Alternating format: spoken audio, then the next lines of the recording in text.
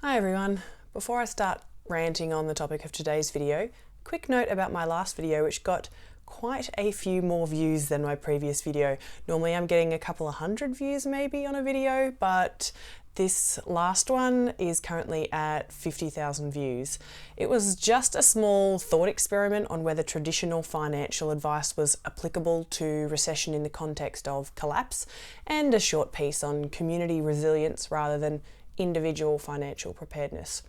I use the word recession because it might be more relatable than collapse for some people, but it got the attention of lots of people that I would say aren't actually the target audience of my channel. That was shown by people saying that they didn't listen to anything I said after climate change, and those who seem to hold the belief that people with unnaturally coloured hair can't have useful thoughts. Oh well. They're not the sort of people for this channel, and that's okay. If you don't understand climate change, if you don't believe it, I'm not the channel for you. I did have to block a few people because they were just outright rude or sexist or arguing in bad faith, but that was a small minority. But based on the new subscribers, I think I got about 1,000 new subscribers from that video. Hopefully there are people who understand science and don't judge people based on their hair colour. I sincerely hope you find something useful on my channel, whether it be the video you're watching now or one of my other videos. So anyway, I just wanted to say thanks for watching. If you're new here, yes, I am going to be talking about the environment, and that includes climate change. No, I don't believe if we all invest in crypto, we can stop the impending situation. And no, I don't believe that any one particular political party in any one nation is responsible for all of our woes. Right. Now we've got that out of the way, here's what I'm talking about today. Have you ever asked yourself, what's the point of this? Maybe it was after a tough day, a failed plan, or just in a quiet moment where life slowed down enough to let this question echo in.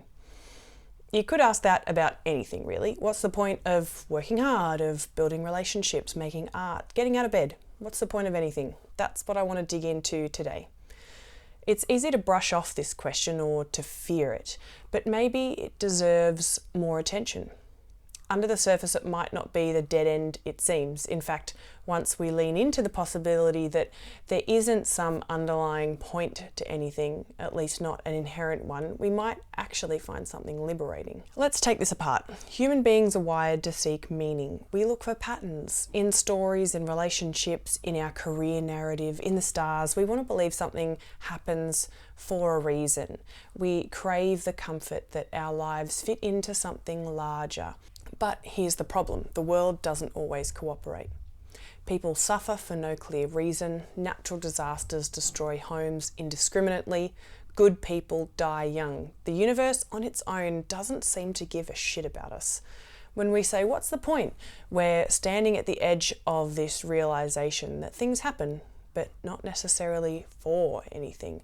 And that is terrifying to me, but it did make me wonder if this thing, like my business, which is the thing that I've had this main thought about, doesn't have a point, then maybe no businesses have a point. Maybe nothing has a point. If some things seem pointless, and that seems to change based on individual or mood, how can we trust that anything isn't pointless? If meaning is real and universal, shouldn't it apply to anything? I thought I was being kind of original asking these questions, but it turns out nothing is original, and it isn't a rare question to ask. Philosophers have wrestled with it for centuries. The 20th century existentialists and absurdists ran straight at this problem. Albert Camus, for example, said that life is absurd, not because it's meaningless, but because we desperately want it to have meaning, and the universe doesn't seem to provide one. We ask, what's the point? And the world doesn't answer. Camus's conclusion wasn't to despair. In fact, he believed that embracing this absurdity was the first step towards freedom. Because once we let go of the demand for a built-in point, we can start asking a better question. What do I want to make meaningful? If nothing has an inherent point, then you get to choose. That's not nihilism, that's freedom. And it is also terrifying. So if you ever felt like you don't fit into society's definition of meaningful, or if you've rejected the scripts handed down to you, good. That discomfort is a sign that you're thinking for yourself. You might ask, but if nothing has a point, how do we justify joy, art, love? And the answer is we don't have to justify them. They don't have to be a means to an end. We get to experience them. Nothing has to have a point to be valid. A shared joke, a good cup of tea, the night sky. They don't have to mean anything to matter. This is the heart of what makes life rich, not because everything points to some final answer, but because we are here, now, experiencing it. So if anything and nothing can have meaning and purpose, what do I do with this information? I'm an action-oriented person. What action can I take? Simply live anyway. Live well, love deeply, make things, help people.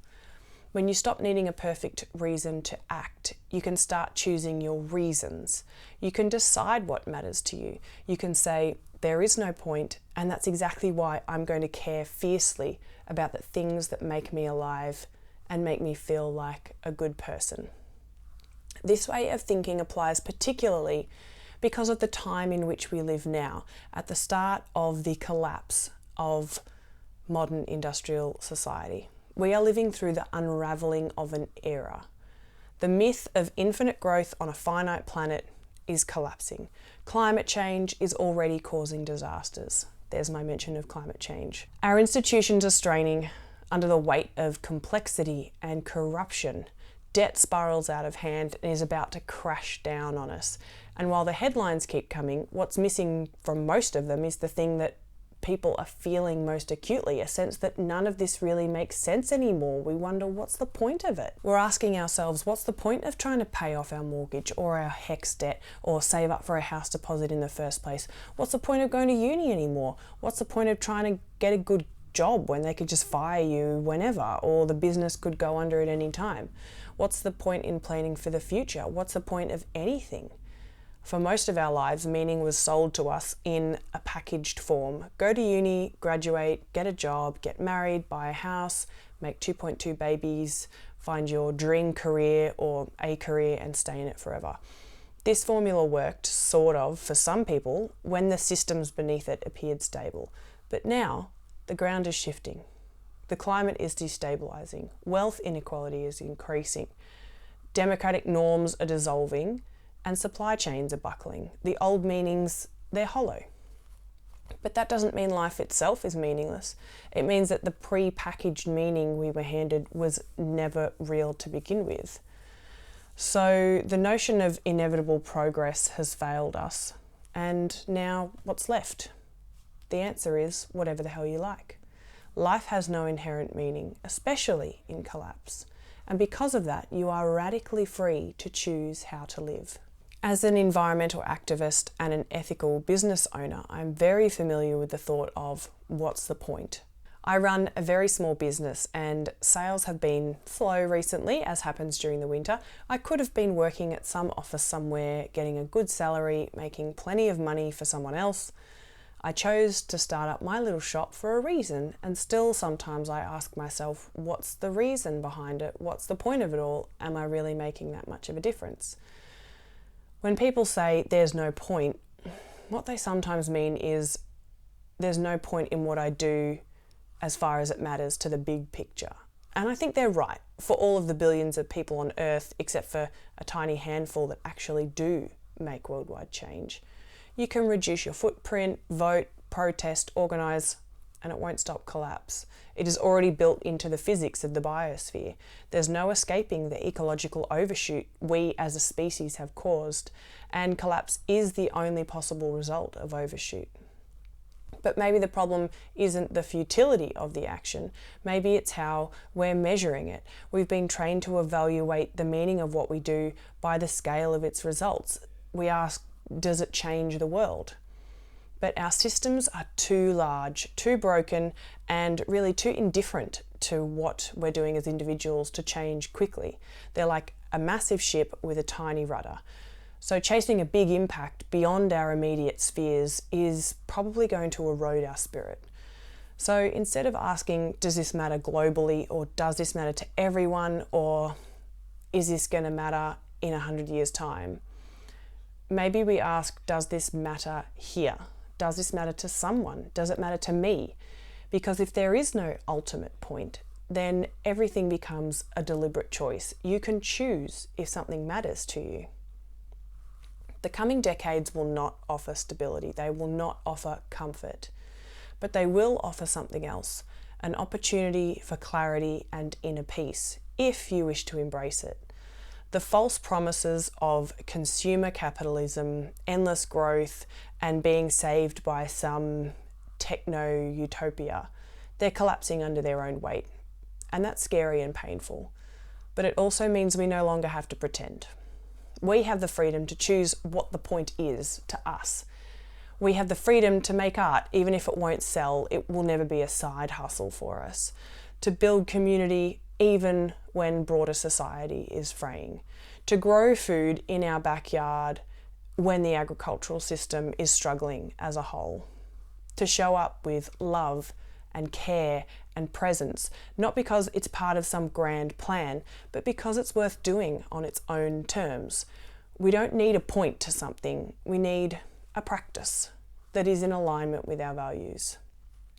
Our response doesn't need to be based on some far-off ideal. It can be based in practice.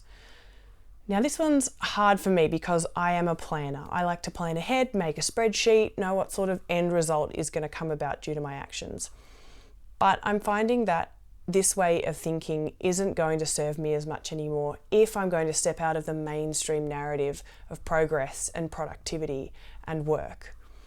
So I'm working on not doing something just because it's within the framework of some bigger plan with a big payoff at the end. It's not a 5-year plan, not a quarterly profit sheet, not a blueprint of some utopia. Just small, repeatable acts that align with my values. And that is accessible to everybody, regardless of circumstance. Practice generosity, even when resources are scarce. Practice creativity, even when it's not part of a secondary income side hustle. Practice hard work, even when it's not for a profit or a paycheck. Camus wrote of Sisyphus, the man condemned to roll a boulder up a hill for eternity. He wrote of him as someone we must imagine as happy. Why? Because he owned his fate. He found meaning not in the result, but in the doing, in the absurd act itself, even knowing that the result is not going to be lasting. In an age of collapse, we're kind of like Sisyphus. Every day we push a little, not because we'll win, not because we'll leave a legacy, even though we might, but because in doing the thing we say, I'm here, I choose this, I give a shit. I always come back to what Michael Dowd said in many of his sermons. What you do won't save the world, but it might just save your soul. He didn't mean it in a supernatural sense, but in what he called the mirror test. He asked, can you look at yourself in the mirror and be okay with the person that you see in front of you?